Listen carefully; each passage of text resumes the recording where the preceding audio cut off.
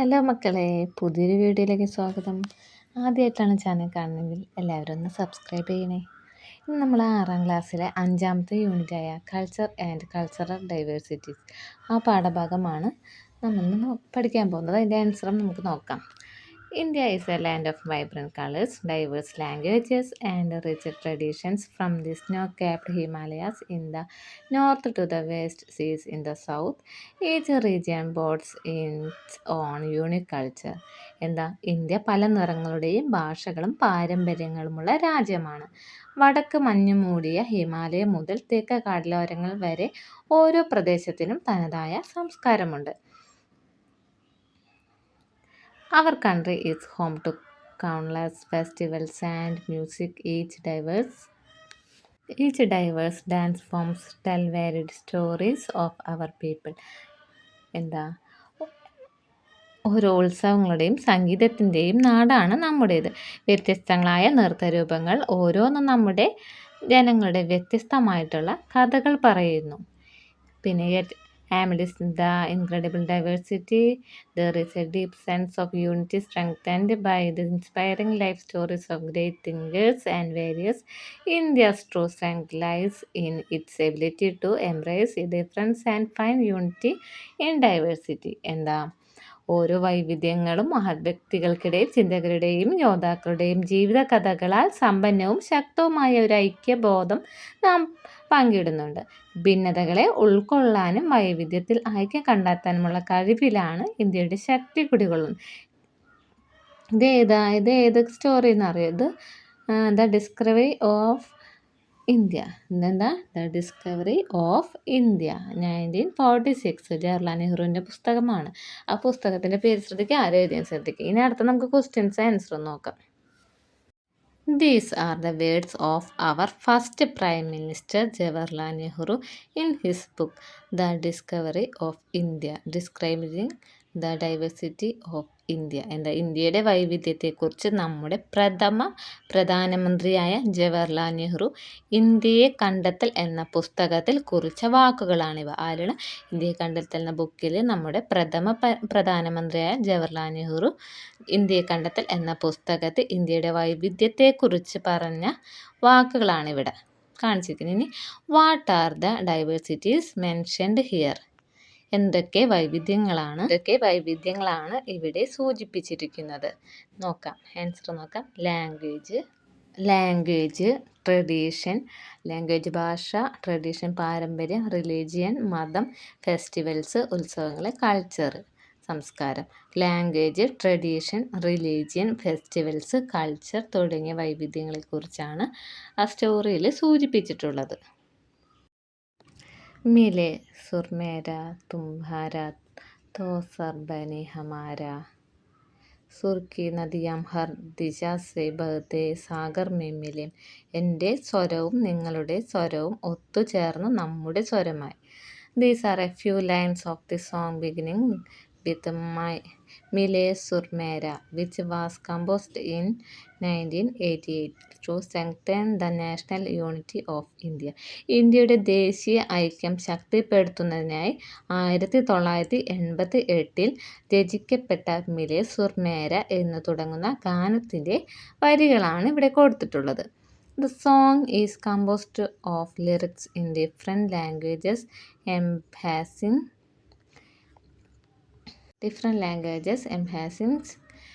the concept of unity in diversity. Just a different rivers merge into a single ocean.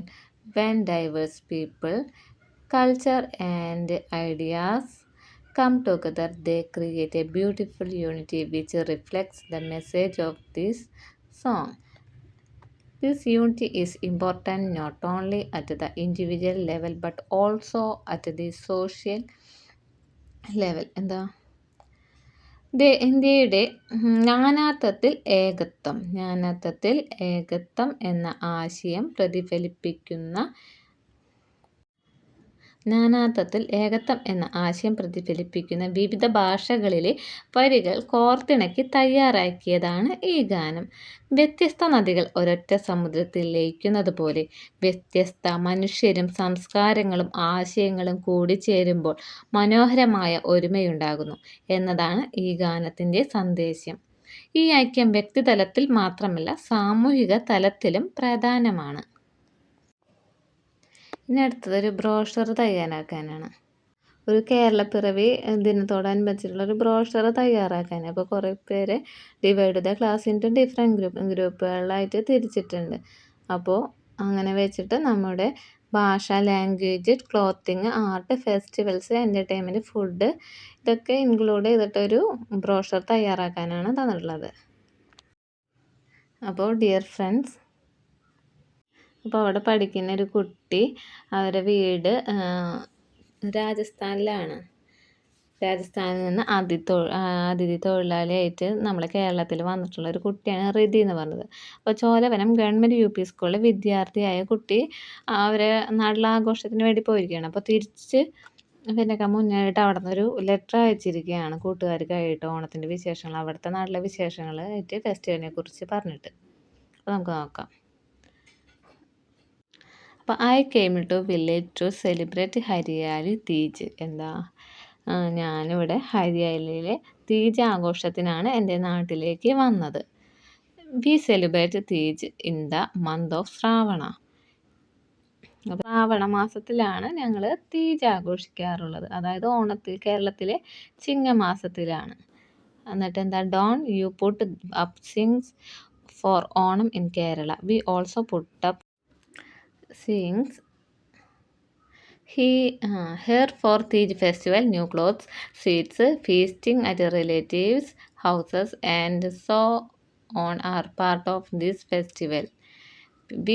അപ്പോൾ തീജാഘോഷത്തിന് ഞങ്ങളും ഇവിടെ ഊഞ്ഞാലിടാറുണ്ട്. പുതുവസ്ത്രങ്ങൾ, മധുര പലഹാരങ്ങൾ, ബന്ധുവീടുകളിലേക്കുള്ള വിരുന്ന് പോക്ക്, അങ്ങനെ ഒത്തിരി ആഘോഷങ്ങൾ ഈ ആഘോഷത്തിൻ്റെ ഭാഗമായിട്ടുണ്ട്. പിന്നെ വി ഓൾസോ സെലിബ്രേറ്റ് പുഷ്കർ മേള ആൻഡ് ഗജമേള.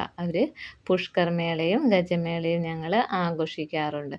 ഇത്തരം on the such occasions men wear turbans and clothes.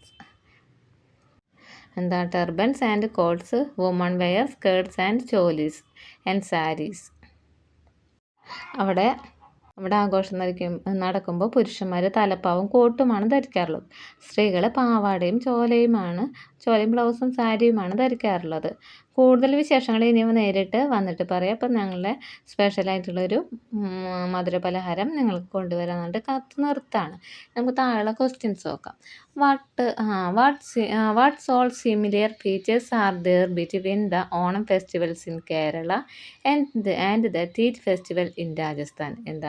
ഓണത്തോട് സാമ്യമുള്ള എന്തെല്ലാം സവിശേഷതകളാണ് രാജസ്ഥാനിലെ തീജ് ആഘോഷത്തിനുള്ളത്? താഴത്തെ ക്വസ്റ്റ്യൻ കൂടെ നോക്കാം. What are the features found in Rajasthan that are different from Kerala? അപ്പോൾ കേരളത്തിൽ നിന്ന് വ്യത്യസ്തമായ എന്തെല്ലാം സവിശേഷതകളാണ് രാജസ്ഥാനിൽ കാണാൻ കഴിയുന്നത്? അതിൻ്റെ ആൻസർ നോക്കാം. രാജസ്ഥാനിൽ Shravana month sweets feasting at relatives houses put sewing new clothes. അതാണ് ശ്രാവണ മാസത്തിലാണ് അവർ അത് ആഘോഷിക്കുന്നത്. മധുര പലഹാരങ്ങൾ, പിന്നെ അവർ ബന്ധുവീടുകളൊക്കെ പോവാറുണ്ട്, പുതുവസ്ത്രങ്ങളൊക്കെ ധരിക്കാറുണ്ട്. കേരളത്തെ നോക്കാം. കേരളത്തിൽ എങ്ങനെയാണ് ഓണാഘോഷം നോക്കാം. Chingam month put sewing new clothes sweets feasting at relatives house. ചിങ്ങമാസത്തിലാണ്. മധുര പലഹാരങ്ങളുണ്ട്, പിന്നെ ബന്ധുവീടുകളിലൊക്കെ പോവാറുണ്ട്, പുതുവസ്ത്രങ്ങളൊക്കെ ധരിക്കാറുണ്ട്. അപ്പോൾ രാജസ്ഥാനിലെയും കേരളത്തിലെയും വ്യത്യസ്ത ആഘോഷങ്ങളാണ്. അവിടുത്തെ മാസത്തിന് പറയുന്ന പേരാണ് ശ്രാവണ മാസം. നമ്മുടെ ഇവിടെ കേരളത്തിലെ ചിങ്ങമാസത്തിലാണ് നമ്മൾ ഓണം ആഘോഷിക്കുന്നത്.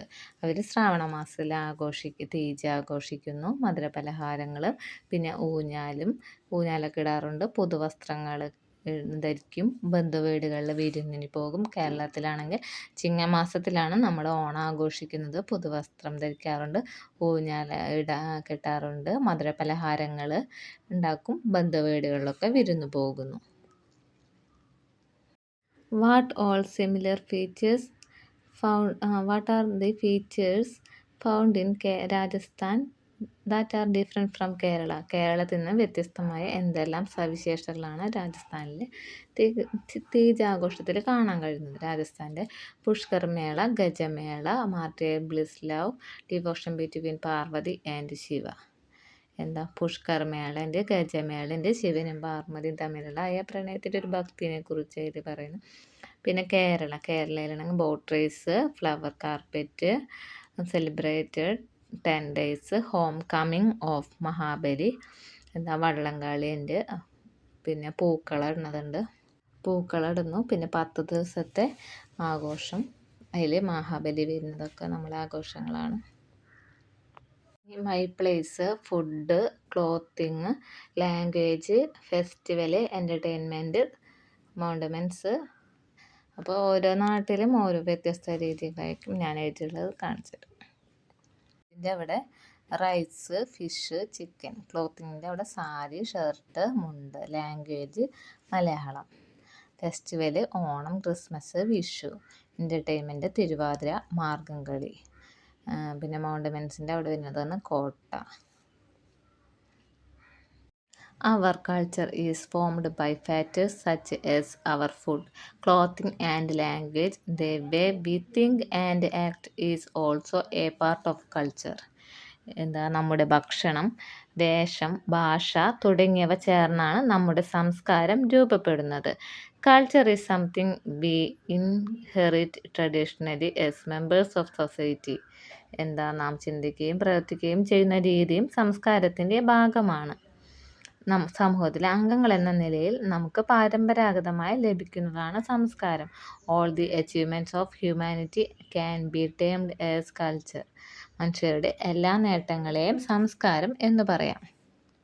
നമുക്ക് ഷോർട്ടായിട്ട് നോക്കാം. കൾച്ചർ, സംസ്കാരം. Culture is that complex whole which includes knowledge, belief, art, morals, law, custom and any other capabilities and habits acquired by man as a member of society.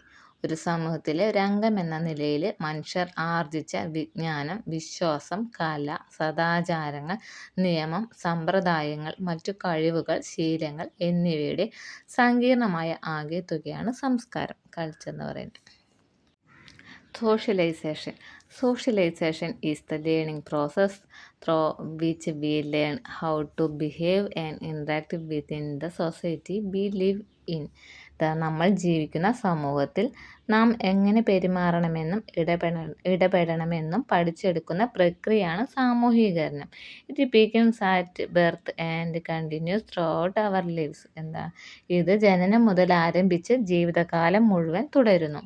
Family, education, peers, media, and so on are factors that help in the socialization process. കുടുംബം, വിദ്യാഭ്യാസം, കൂട്ടുകാർ, മാധ്യമങ്ങൾ തുടങ്ങിയവയെല്ലാം സാമൂഹീകരണ പ്രക്രിയയെ സഹായിക്കുന്ന ഫാക്ടേഴ്സാണ്, ഘടകങ്ങളാണ്. Socialisation എന്ന് പറഞ്ഞാൽ നമ്മൾ ജീവിക്കുന്ന സമൂഹത്തിൽ നാം എങ്ങനെ പെരുമാറണമെന്നും ഇടപെടണമെന്നും പഠിച്ചെടുക്കുന്ന പ്രക്രിയയാണ് സാമൂഹികരണം. ഇത് ജനനം മുതൽ ആരംഭിച്ച് ജീവിതകാലം മുഴുവൻ തുടരുന്നു. കുടുംബം, വിദ്യാഭ്യാസം, കൂട്ടുകാർ, മാധ്യമങ്ങൾ തുടങ്ങിയെല്ലാം സാമൂഹികരണ പ്രക്രിയയെ സഹായിക്കുന്ന ഘടകങ്ങളാണ്. Art, music, literature, philosophy, religion, science and so on are all of different components of culture. കല, സംഗീതം, സാഹിത്യം, തത്വചിന്ത, മതം, ശാസ്ത്രം എന്നിവയെല്ലാം സംസ്കാരത്തിൻ്റെ വിവിധ ഘടകങ്ങളാണ്.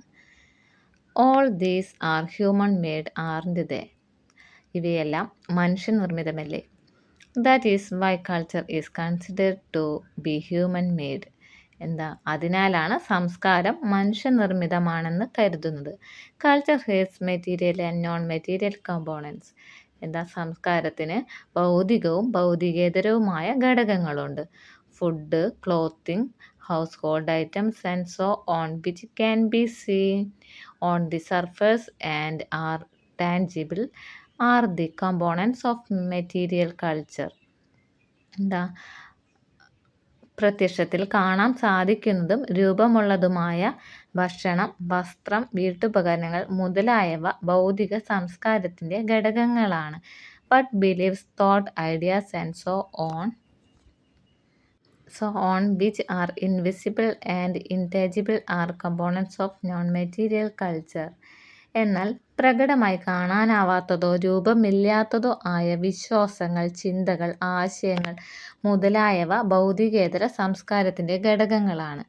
ഇനി ഇവിടെ ഒരു ബോക്സ് തന്നിട്ടുണ്ട്, അതിൽ കുറച്ച് എഴുതിയിട്ടുണ്ട്. അതിൽ നമ്മളിനി material culture and non material കൾച്ചറായിട്ട് ഡിവൈഡ് ചെയ്യുക. Malayalam, T shirt, book, religion, beliefs, അങ്ങനെ കുറച്ച് വാക്കുകൾ കൊടുത്തു.